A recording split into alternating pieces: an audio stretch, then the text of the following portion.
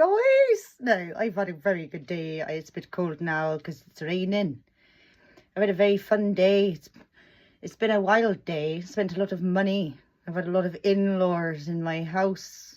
There's a lot of mess. I've given away a lot of food. But it's all good. And it's a very good day.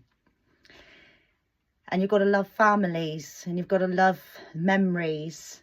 And you've got to be careful because part of your child dies every year. And if you sink into one about that, that is sad. When I think about my oldest being 12 and just the memories of when they're little and it's just like you'll never see that little kid again. God, it's just, I feel like when they get past a certain age, you could just sit around crying about the nostalgic memories, you know, and just once they grow up, you just can't ever get it back. And it's so short, guys, when your kids are growing up, like, it's just so short. It's just so action-packed, and just before you know it, they're just old, and it's just sad. And I just try and bring my kids up genuinely, you know. My daughter knows me inside out, to be honest, and I think, you know, as you can see, I smoke and that, and I don't think she would dream of smoking because she thinks it stinks. She thinks beer stinks, you know. I think, and children like to be different than their parents, and that's what you hope. So, you know, you try and make a mask for your children, but it ain't gonna stay, and it's not gonna work if you make a mask for children.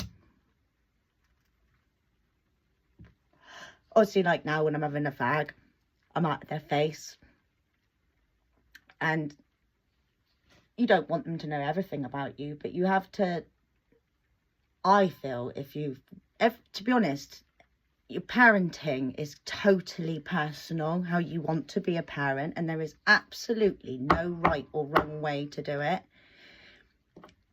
So even if you think you've had a bad year and you haven't been your best for your child, always know that the more you give children as well, the more spoiled they get. If you've had a child that is given everything on a plate and they've never seen an argument and they've never seen a mess or just anything, you know, any disgusting behaviour at all, how are they going to grow and how do they learn, you know? Like, I'm not saying I show my kids disgusting behaviour all the time. I just mean, you know, that the more children get, the less they learn in many ways. Saying that, I do spoil my kids. I'm absolutely skint after my son's birthday, and Christmas costs me about £2,000, and I don't go anywhere over Christmas, hence why I end up on my phone doing karaoke and playing techno in my ears, because I do only go out basically once a year, like when I go to Glastonbury Festival. It's a good place to go. I'm always fiddling with things. It's a good place to wait to go out, and when I do go out, I get to go out for Wednesday to Monday. My mum is brilliant to me. I've done it the last few years. Wednesday to Monday. You don't even come back with a hangover when you go to Glastonbury, but most of the, well, I do spend money on fags and beer, and I do buy a bit of makeup, but I do go without a lot for my kids, and I would never ever change anything, you know, in that way. Like, you can't have regrets, guys, and time goes so fast with your kids, and you can look back. I nearly worked in a nursery after having my children, and I thought, if you do that childcare course and you're going to see all the ways that you're supposed to bring children up, and you're going to disagree with a lot of it, I just thought, you can't do it. And thankfully, by a couple of months of them making me volunteer work for them, this nursery, they basically told me that, no, we're not going to take you on anyway. But they sort of made me feel like I was going to get a job there. Oh, and it was the first time in a long time that I've worked in a whole room just with women. And I'm not picking on women. And it's a posh village that I live in. And I'm not from exactly a posh family. So I was trying my best to fit in there, guys. And I was going to sell myself that this will be one of the best places you can work.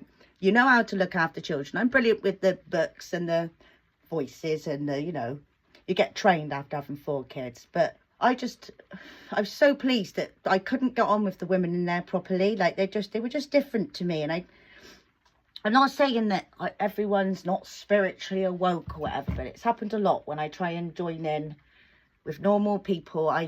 Maybe I don't talk enough. Maybe I don't ask enough questions. I think gets a little bit overstimulating for me, and I was just trying to be too friendly to the children, and then people were saying, no, don't help them with their shoes, do this, do that, and they were all, you know, it was a bit, you just I noticed within a few, my children have been going to this nursery for 8 years, but within a few weeks I noticed that this nursery with these women are just the same as any place you go in where it's like school, and everyone's sort of bullying each other and trying to outride each other with what they're doing, you know. And I had my hair cut like really short, and like when I had an accident with my forehead, and I came in like a week later with really short little bob with like short fringe, and no one even said anything, and they were like making jokes going, oh, but fringes in the wind and that, right? It's like, you know, you just thought, oh my God, these women work in a lovely nursery, and I just feel like they're still saying, you know, it's just pathetic. Pathetic people live in schools, they live in, when you're junior, they live, even when you're 60, you're going to come across pathetic, petty people that don't seem to be able to do anything but just look at you and judge you, you know. And I try, and I do judge people, because I'm judging people right now. So we all judge, you know. But basically, it was the best thing that ever happened to me when they said, sorry, you're not going to be able to get a job here unless you, you know, I don't know. They were just basically, you know, you're not going to get a job here. And I was gutted. I thought they'd let me on for months, making me feel like I was going to get a settled job there, and, you know, it's all going to fit in with my school runs and that. But no, to be honest with you, now my children are over 5. I don't want to be working with other mothers and the children and all their expectations. And I'm just glad, okay? I'm glad that I didn't fit in there. And I will be very cautious about where I work next time. I've worked in all sorts of places, in coffee places, which is really busy, Costa Coffee. You know, I've worked in offices, shops. But yeah, when I do get a proper job, if I do stop just cleaning the house and get an actual proper job, and not just try and be an idiot on YouTube, whatever this is, then I'm going to stack shelves with headphones in, you know. Or I live around a lot of farms, I'm even going to try and muck out some lambs. Like, I'm lucky because one of my relations is known in the horse world, and I might just try and, you know, muck out some sheep and some whole horse poo. But I won't be working with other people's children. I suppose that was a roundup about children, wasn't it, really? I don't know what that was about. But I'm going to go back now. I'm going to finish my cigarette. And I'm going to go to sleep soon, hopefully, if my children settle down after all the sweets they've eaten. So, yeah, guys, just enjoy the little bits of life. Laugh at life. And just take in the bloody moments, man. They go so bloody fast. And you get older and you look back on all your little memories, and it's all amazing, guys, life, you know. You got to try, you know. Yeah. So, I don't know what that was, but cheers. Have a nice day. Cheers and bye.